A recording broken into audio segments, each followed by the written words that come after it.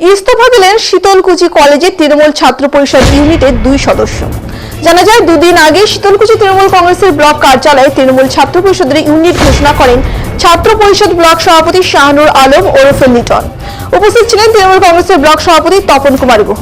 আর দুদিন কাটতে না কাটতেই 2 সদস্য ইস্তফা দিলেন। এদিন সাংবাদিক সম্মেলন করে শীতলকুচি কলেজের প্রাক্তন সাধারণ সম্পাদক মাসুম আক্তারের উপস্থিতিতে ওই নবনির্বাচিত 2 সদস্য ইস্তফা দেন। তাদের দাবি, দীর্ঘদিন ধরে কলেজের ছাত্র পরিষদের ইউনিটের সাথে ছিলাম, ভেবেছিলাম ভালো দায়িত্ব পাবো, কিন্তু সদস্যদের পদে আমাদেরকে রেখেছে, তাই ভালো লাগেনি, তাই ইস্তফা দিলাম।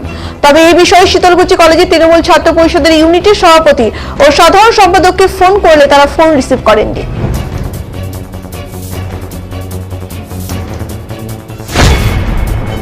এটা থেকে তারা শিক্ষিত একটা ঘটনা নেই যে এইভাবে অন্যায়ের মোকাবেলা করার জন্য শিক্ষিত তরুণ প্রজন্ম প্রস্তুত রয়েছে।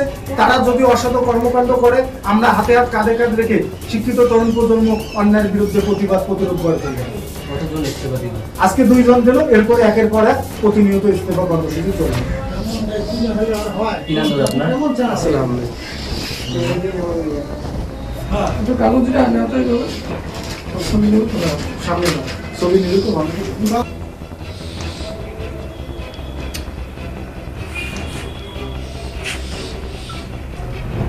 ঘটনায়